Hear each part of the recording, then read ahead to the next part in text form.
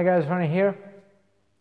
It's the last day of the year 2017 and I think it's time for a little recap.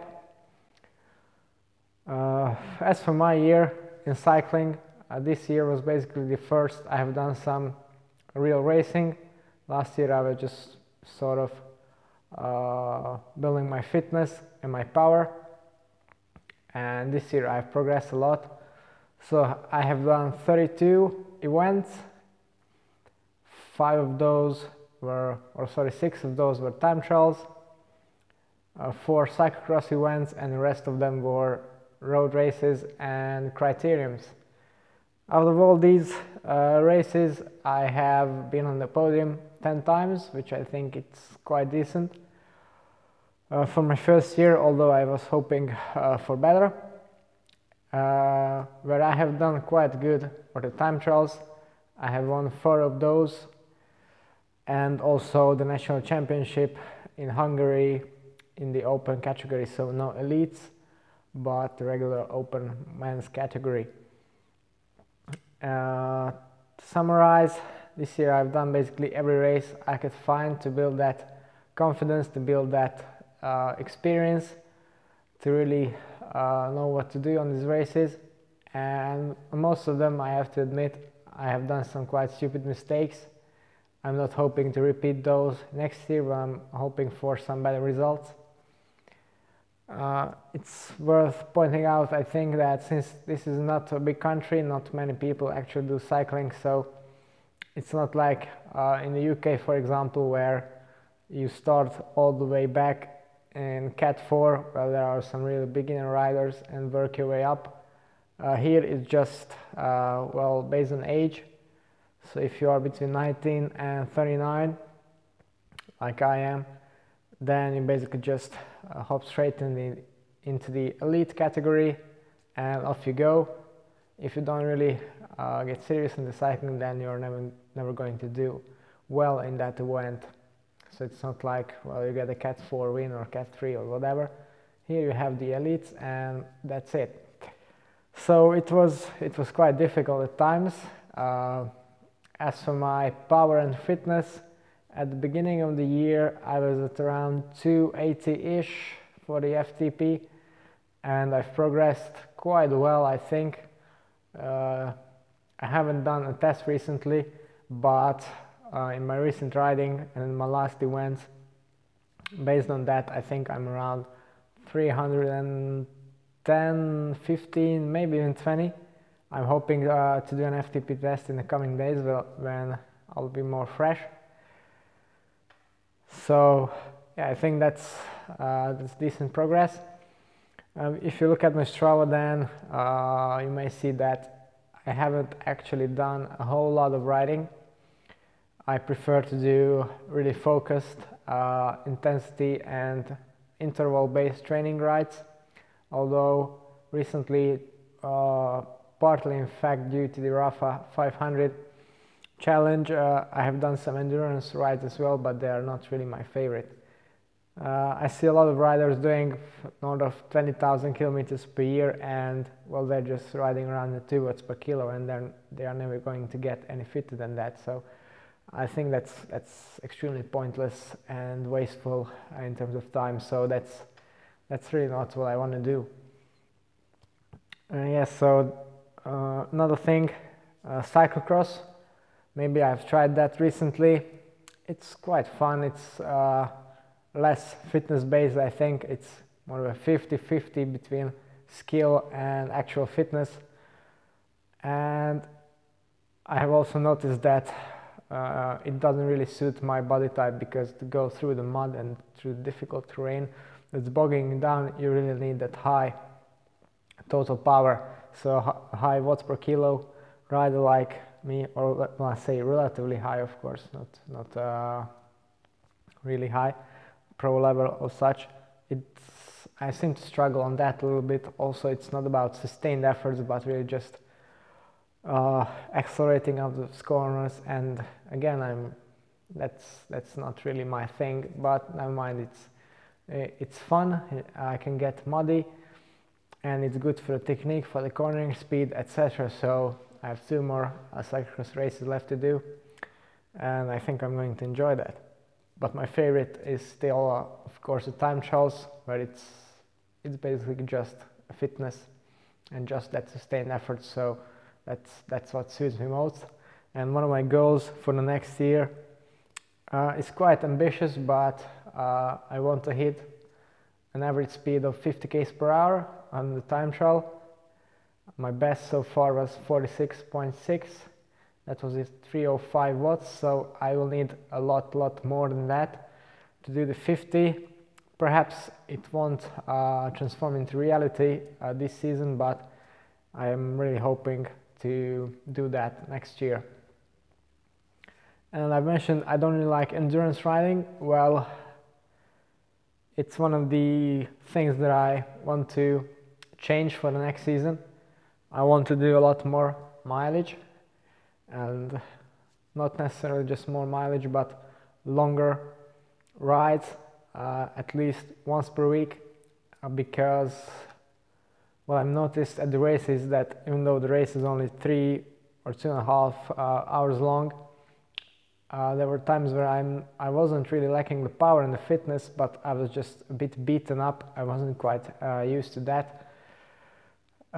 So I need to work on my endurance a bit to be able to really make that race winning move. And then hopefully my first road race win will also come next season.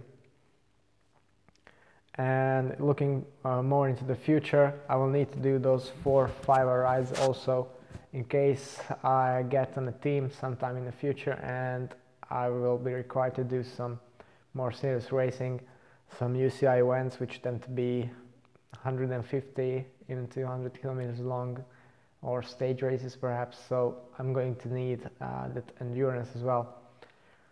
The good thing is that if all my plans go right and there will be no problems with finishing my university studies, then I will have plenty more time this year and this summer and this winter even than previously, so I will be able to rack those miles in. Yeah, so as for the plans, I've already mentioned my ambitious 50 km per hour challenge. Another thing I want to do is, well, basically I've done every event on the road that there is in Slovakia or Hungary. So for the next season I can just narrow the selection down based on my experiences. There were some races that were quite sketchy and on bad roads, too far away, and wasn't really worth it. There's some criteriums where it's just all about sprinters. That's not really for me. So really I want to skip these events, skip the traveling and the expenses and everything that's associated with it. So this way I have more free weekends and more time to do big miles, do high intensity work, so I don't have to be rested for racing every weekend, and then I can focus on really some select events that I will pick out. There's no calendar yet, so I guess that won't be too clear until February. So hopefully by then I can sort these things out. Power wise, my goal for the next year, or by the end of the next year, I really want to hit the FTP of 330 watts. So with my current weight, that's 5.5 watts per kilo, so by no means pro level, but I think quite decent and quite attainable.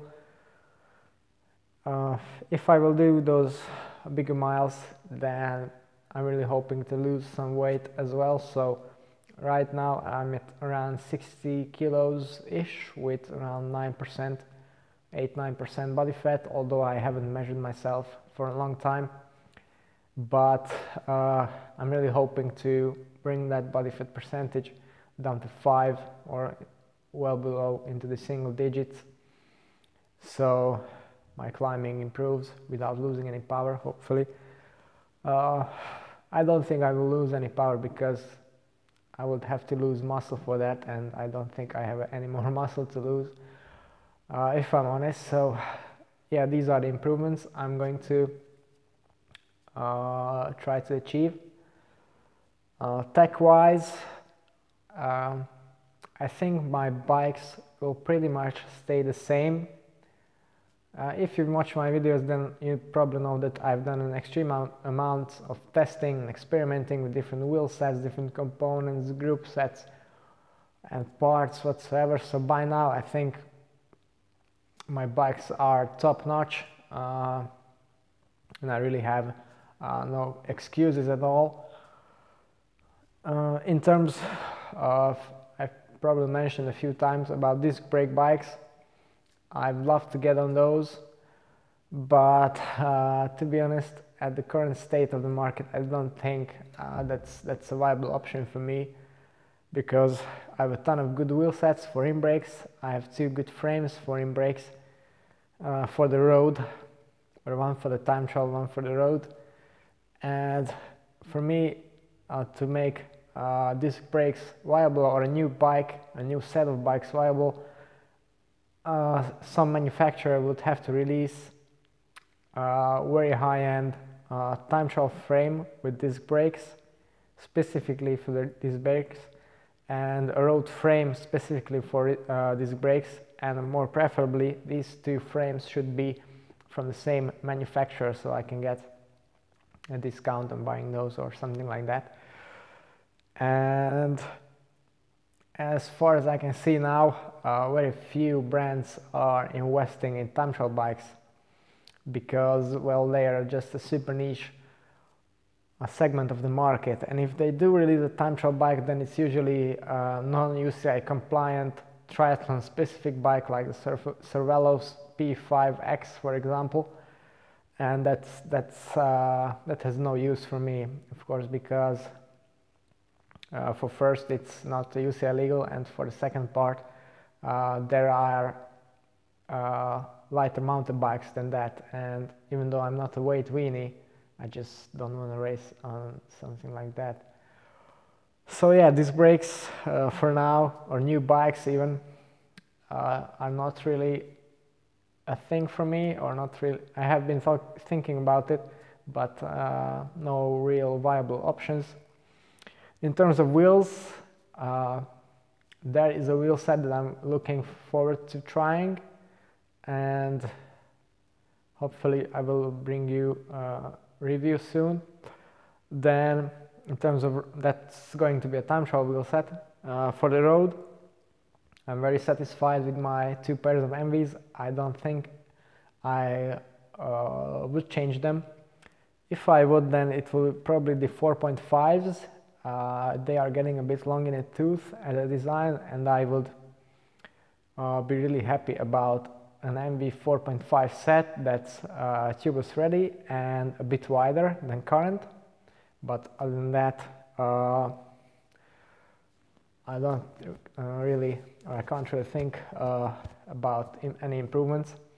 And as for the drivetrains, well, those are pretty sorted as well with SRAM, but what I'd like to see in the future, and I'm not really sure it will come this year, but I would really like to see from SRAM or any other manufacturer, in fact, a one-by hydraulic, electronic, wireless group set, and that's probably going to be the ultimate one-by thing for road and time trialing, and it will do away with all the compromises that you would associate with the one-by group set, because the double, some people call it 22 speed, it's really not, it's more like 13 or 14 speed, and with 12 cogs at the back you can get really close to that. One more plan I forgot to mention for the next year. If you follow me on Strava and you check out the segments in my area, then you may have probably noticed that I'm one of the faster riders, and there's not really too many riders in my area, unfortunately, even though the conditions are excellent. So what I'm planning to do is to go out to every single segment, every single climb, every single straight away when the conditions are right, and try to set the KOM for every single segment in my area. I'm also planning to do a video about this, so it will be something like Phil Gaiman's first retirement ever, with two differences. I'm not really retiring because I have never been a pro in the first place, and secondly, I'm not nearly as fast. Although, yeah, that's quite relative, you know. If I ride around Zwift, or most people are riding around at 2 watts per kilos, and then I come along riding at 5, so I think I'm fast. But then again, I watched some of his videos and he's doing 450 watts for 10 minutes, and I just like sit around ashamed of myself. So yeah, that's just cycling. There's a lot more room to improve, and I will hope to improve a lot in the next season to bring you some more good content, and to bring some more growth to the channel as well, and to my racing career, some results. And I hope you do the same. Enjoy your cycling, be safe, and ready for the next season. It's all for this year. Thanks for watching, and see you next time.